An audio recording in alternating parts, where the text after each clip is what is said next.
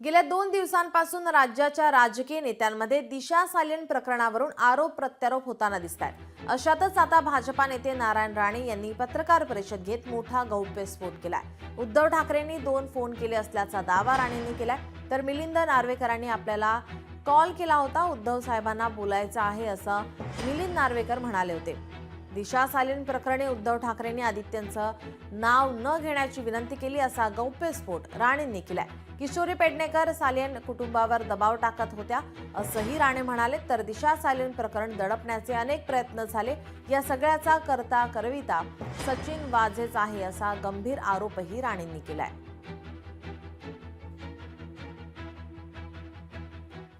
उद्धव ठाकरेंनी तुम्हाला 2 फोन केले होते दिशा सालियन प्रकरणात।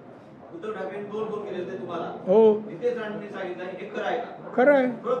मी म्हणजे मुंबईवरून आपल्या घरी चाललो होतो मी जूला, तेवढ्यात एक फोन बांद्रा क्रॉस केल्यानंतर मला आला, नार्वेकर, मिलिंद नार्वेकर यांचा, दादा साहेबांना बोलायचं आहे। मी म्हणलं कोण साहेब?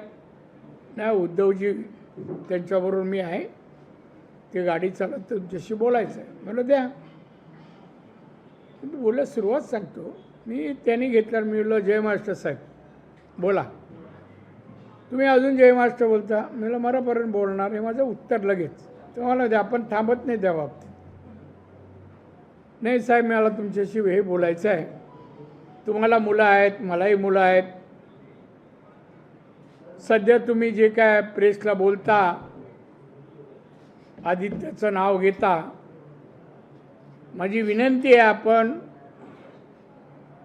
आपण त्याच्यामध्ये त्याचा उल्लेख करू नये असं मला वाटतं, म्हणून विनंती करायला फोन केला।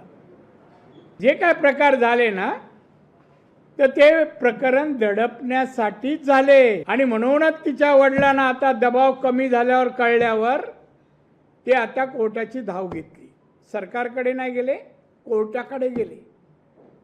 खरं मला असं वाटतं त्या प्रकरणामध्ये सरकारने, सुप्रीम कोर्टाचं एक रुलिंग आहे, जर एखाद्या महिलेवर अत्याचार झाले असतील, खून झाला असेल, तर त्वरित पोलिसांनी FR दाखल करून अरेस्ट करून चौकशी सुरू करावी। मग त्याप्रमाणे कारवाई का नाही केली पोलिसांनी?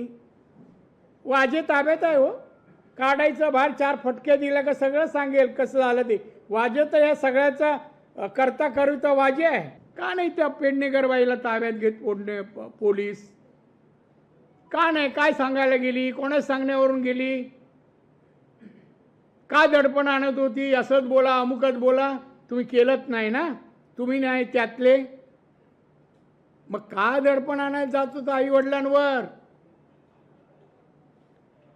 त्याचे नाव घेतलं ना तुम्ही, मी याला घ्यायचं नाही, त्यांना जाऊन सांगावं का घेत होती दडपण द्यायला पाठवायचे तुम्ही।